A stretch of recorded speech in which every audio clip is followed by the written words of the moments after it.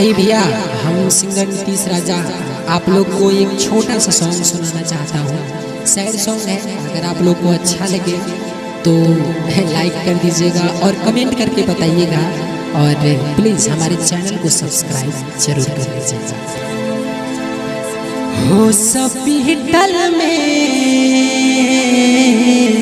भर्ती भइल बिया, खैलस जहार उता हमसे खिसिया के, अरे खैलस जहार उता हमसे खिसिया के, धक धक धड़कत जिया हॉस्पिटल में पगली भर्ती भइल बिया, हॉस्पिटल में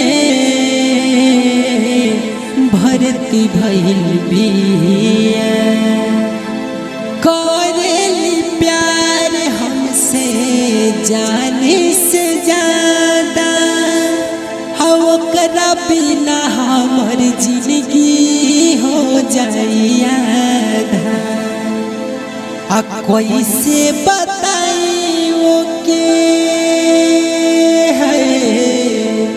कि कैसे बताई ओके धड़कत जिया, त हॉस्पिटल में पगली भर्ती भइल बिया।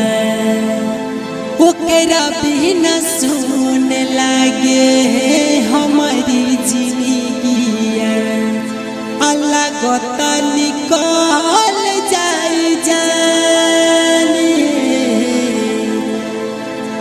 औन का न पता बावे काऊ हमार होई, औन के में बसे मोर परान, त कैसे अकेले रहब अके कोई पिया, त हॉस्पिटल में पगली भर्ती भइल बिया।